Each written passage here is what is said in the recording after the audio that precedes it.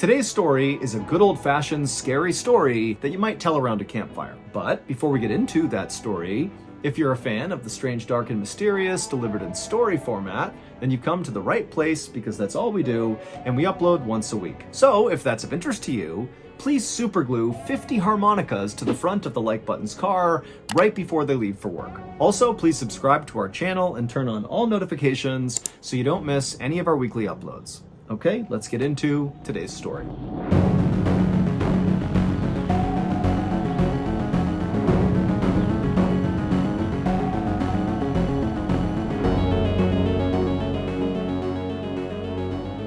On the afternoon of Sunday, February 25th, 1855, a 48-year-old woman named Hannah Rallinson, along with her husband and a group of her friends, walked quickly down a road in Sheffield, England. As they walked, the entire group was totally silent because they were terrified of what was going to happen next. Behind Hannah and her friends on this road was actually another slightly larger group of people that were keeping pace with Hannah and her friends. They were actually going to the same place as them, except this second group had no intention of going inside that building. They were just there to see what happened. Now, Hannah and her friends were totally offended and annoyed by this group that was following them, but they knew there was nothing they could do, and so they just kept on walking in silence. And as Hannah walked in silence, she couldn't help but think to herself, how in the world did I get into this position? At the time, Sheffield, England was a big industrial city with lots of metalworking factories all over the place. And so loads of people at the time were coming to Sheffield to work in those factories. And as the population increased in Sheffield, the city began building all these tenement apartments, which are kind of like these low-quality, cramped, interconnected apartments that are basically cheap and easy to make and house lots and lots of people. Hannah and her husband lived in one of these tenement apartments, and they worked in one of the metalworking factories, which meant their lives were pretty rough and difficult. But recently, their lives had become even more challenging when their oldest son had died in a coal mining accident. And this totally devastated the parents, but Hannah definitely took it the worst. In her grief, Hannah became very antisocial and began just going to the factory and doing backbreaking labor all day, and then came straight home. She would go to a room by herself, and she would just sit there all night and pray and try to communicate with her dead son. Now, at first, Hannah's husband basically did the same thing as Hannah. He put all of his energy and his time and his focus on work, even though it was totally backbreaking and miserable, mainly because it was a distraction from this terrible grief he was dealing with. But after several weeks and months went by, Hannah's husband did begin to kind of get back to normal and began to move forward with his life. But he could see Hannah was not doing that. Hannah was totally depressed and isolated, and so he eventually encouraged her to start going back to church and start spending more time with people there, make some new friends, and hopefully being around some people will help you cope with this tragedy. And Hannah had actually taken her husband's advice. She began going back to church, she made a bunch of new friends, she rekindled old relationships, and before long, she was getting that support, and it was helping her kind of move through this grieving process. But ironically, it was this new church support group that had thrust Hannah into a new horrible situation, one that was playing out on the streets of Sheffield, England, as Hannah, her husband, and her church friends speed walked down the road with this big group following behind them. And so in this group of people with Hannah was obviously her husband, as well as her closest friend from church, whose name was Harriet Ward. And then also there was 3 members of the Favell family. There was Mr. and Mrs. Favell, as well as Mrs. Favell's sister. And all of them were headed to the tenement apartment on Campo Lane, where Harriet Ward and the Favell family lived together.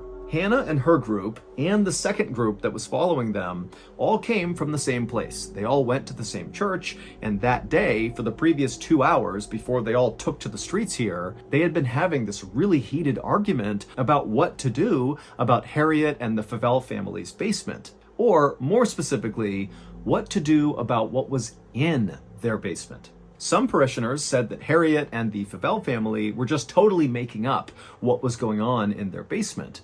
But other parishioners believed them and said that that basement was so dangerous, nobody should go in it. In fact, we should just board up that basement permanently, or we should just level the entire tenement apartment building. And when that idea began gaining some traction, that lots of people in the church began saying, yeah, let's block off the basement or knock the apartment down, the Favell family and Harriet, who lived in this apartment building and did not want to, permanently block off segments of it or knock it down, they got so angry that they just stood up and left. And at this point, Hannah and her husband just got up and left with their friends.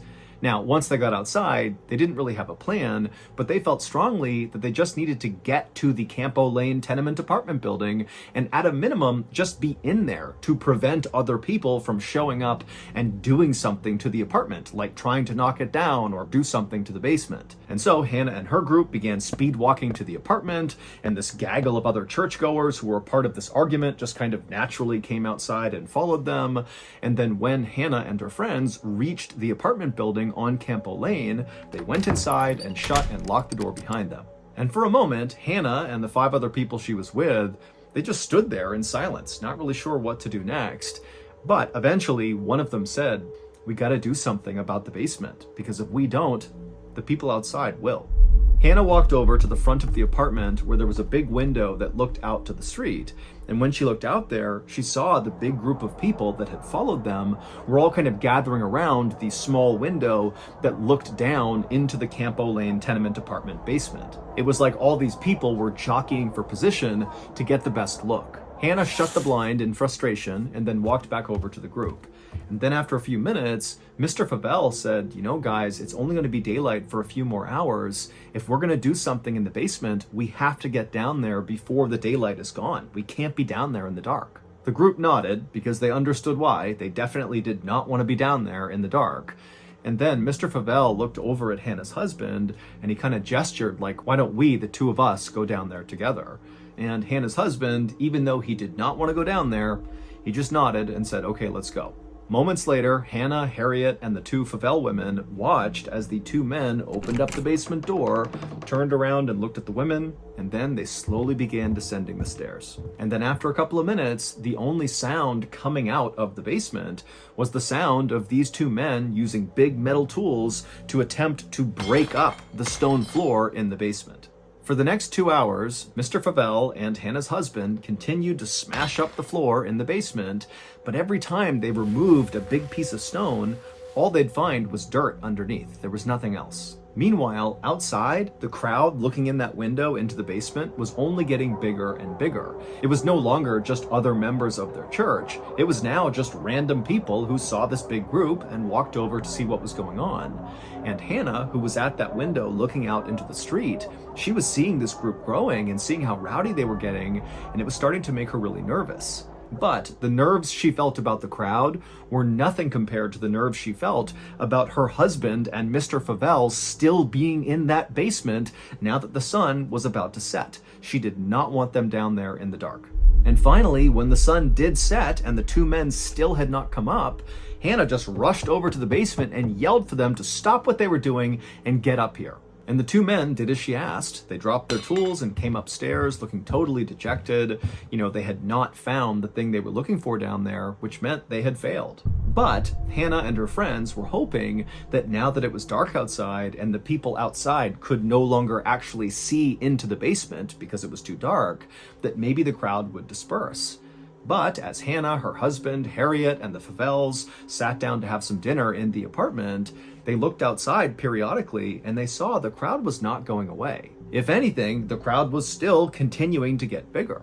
Now, you got to remember, this is Sheffield, England in the 1800s. This was a tough place to live. Everybody's working at these factories, doing this awful work 7 days a week for very little money, and there's virtually no entertainment anywhere. It's basically just work, work, work until you die.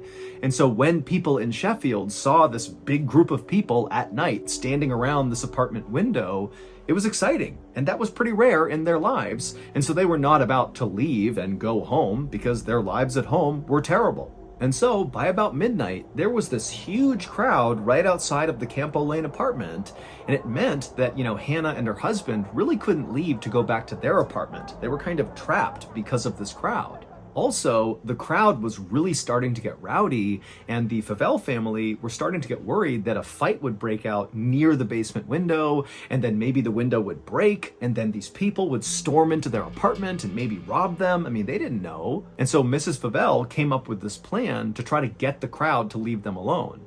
And so she ran over to one of the biggest windows on the first floor, and she pulled down the curtain rod and the curtain attached to it, and she handed it to her sister and said, "Go down in the basement and use this curtain rod and curtain to block out the one window this crowd has to look into the basement. If they can't see into the basement, then they'll likely just leave." But Mrs. Favell's sister, after being handed this curtain rod, she's like, "I don't want to go in the basement. It's the middle of the night. I'm not going down there." And over the next couple of minutes, the entire group just kind of bickered about who should be the one to go down into the basement to cover up this window. And nobody wanted to do it. And finally, Hannah, who she's lost her son recently, she just wants to go home at this point, but she can't because of this stupid group. She finally just snaps and says, "You know what? I'll do it." And so she snatches the curtain rod and just walks right over to the basement door. She opens it up and begins descending the stairs before anybody else could stop her. And as she did, her husband and Harriet and the Favell family, they all crowded around the top of the basement stairs, looking down, kind of waiting to see what would happen.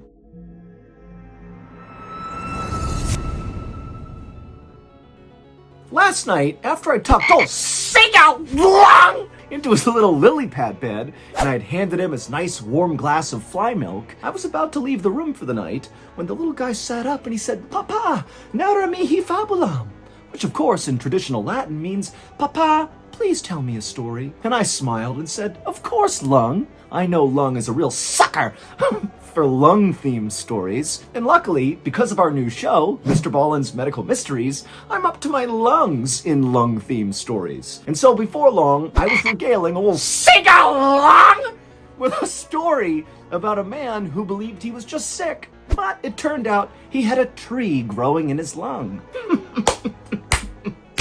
Something I'm sure we all can relate to. Speaking of relatability, if you haven't already, you really ought to check out MrBallen's Medical Mysteries, because every week we cover totally strange, baffling medical mysteries that all originate from the one place we all can't escape, our own bodies. You can listen to MrBallen's Medical Mysteries early on Amazon Music, because on that platform, we release them in batches of 8 episodes at once. But you can also listen to MrBallen's Medical Mysteries on every other podcast platform. However, you only get one new episode every week. Again, MrBallen's Medical Mysteries is available on all podcast platforms for free, but you can listen to it early in batches on Amazon Music, or new episodes once a week on every other platform.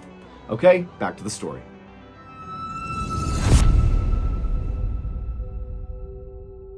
And so they all heard as Hannah turned the corner and walked over to that window, and they could hear her kind of messing around with the curtain as she put it in place. And then even though they could not see her down there, because the basement's totally dark, they can't see the window, they heard Hannah call out that she was done. She had put the curtain up, it's blocked, and now she was going to come back upstairs. But after she yelled to them that she was coming back up, it went completely silent in the basement.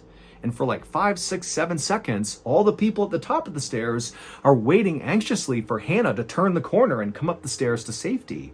But then this tense silence was broken with a horrible scream coming out of the basement. It was Hannah, and then silence again. And at this point, Hannah's husband, he's like, "Oh my God, something's happened." And he charges down the stairs and he looks over and he sees Hannah is lying on the ground motionless. There's nothing else in the basement. It's just his wife and this covered up window. And so he runs over, he scoops her up and he runs her back upstairs and he lays her on the ground right outside of the basement door. And then he began to shake her to try to wake her up, but she wasn't waking up. However, it was clear she was still breathing, and so Harriet ran and got a wet towel, and she came back and she kneeled down next to Hannah, and she placed the towel on Hannah's forehead, hoping this wet towel would revive Hannah.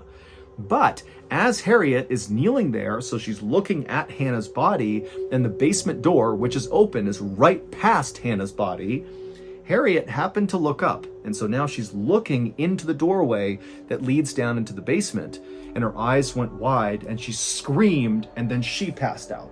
The big controversy over this basement began several weeks earlier at the beginning of February, when Harriet and the Favell family began hearing all these strange sounds coming out of the basement. Now, initially, they had totally written off these sounds as being, strange creaking and cracking sounds that were just the product of a poorly constructed building with lots of people inside of it. But the noises they were hearing from the basement only got louder and louder and more intense, and they were especially bad at night. And so basically, Harriet and the Favell family were so scared to go down there that they just stopped, especially at night. Sometimes they'd go during the day, but at night it was like, no one's going down there. We don't know what's going on, but I'm not going down there. And then on February 24th, so this is one day before all this craziness happened where, Hannah and her friends get followed to the apartment, and then Hannah goes down and she passes out, and then Harriet passes out. So one day before that, Harriet swore she saw a ghost in the basement.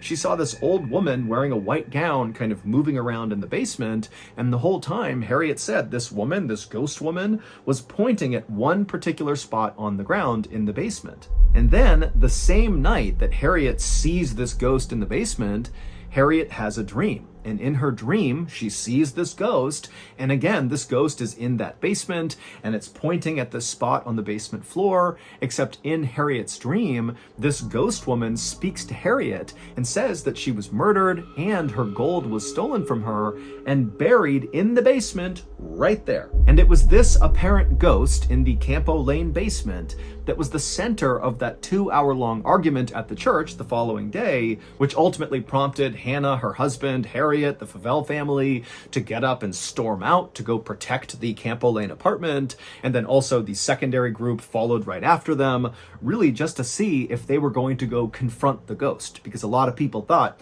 that's what they're going to go do. And that is basically what Hannah, her husband, and her friends ended up doing.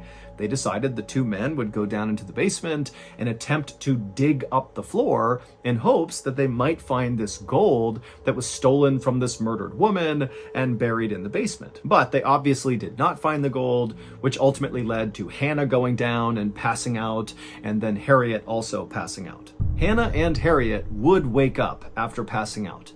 And when they woke up, they would tell these terrifying stories about what they saw. Hannah said she went down the stairs, she went over to the window where all the crowd was looking in, and she managed to get this curtain up, and then she yelled upstairs to her husband and her friends that she was coming back up. But when Hannah actually turned around to go to the stairs, she realized the ghost was in the basement with her. There was this old woman wearing a white gown standing between Hannah and the stairs. She was blocking her way. And this woman was staring at Hannah really intently. And then Hannah screamed, and this ghost charged at Hannah and basically went through her body. And it was at that point that Hannah passed out onto the ground. As for Harriet, when she came to, her story was even more terrifying. Harriet said after she placed that wet towel on Hannah's head, she looked up and she saw the woman in white walking up the stairs, staring directly at Harriet. And Harriet, she froze and kind of leaned back and just stared at this woman. And the woman, she came right to the top of the stairs. She stopped in the doorway, and then she opened up her mouth grotesquely wide and just continued to stare directly at Harriet. And then with slow, trembling hands, the woman began taking off her nightgown, which eventually fell to the ground. And Harriet saw this woman was covered in cuts and gashes all over her chest and neck. And then Harriet let out a scream, and she passed out too. Not long after Hannah and Harriet both came to and told their horrible stories, the police arrived outside and dispersed the big crowd, which meant Hannah and her husband could finally leave and go back to their own apartment, and they would. But just 12 hours later, Hannah would die. The Sheffield coroner held an inquest into Hannah's death, but he could find no scientific explanation for why Hannah actually died. And so on her death certificate, it basically says she died of fright. She was literally scared to death. Following Hannah's very bizarre and basically unexplained death, Harriet, who would survive, and the Favell family, they just moved out. They could not stand to be at that apartment any longer.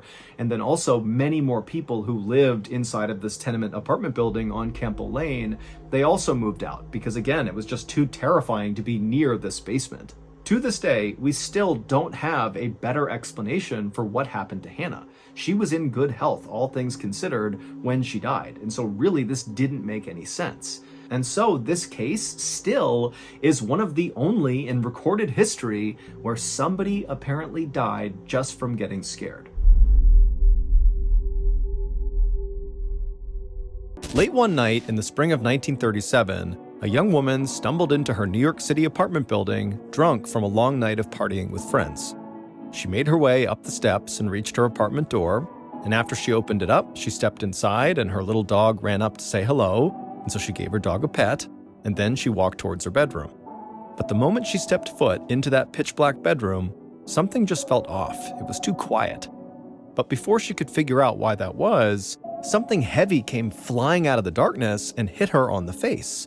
And for a moment, the woman just stood there, stunned. And then a second later, something else emerged from the darkness. 2 hands.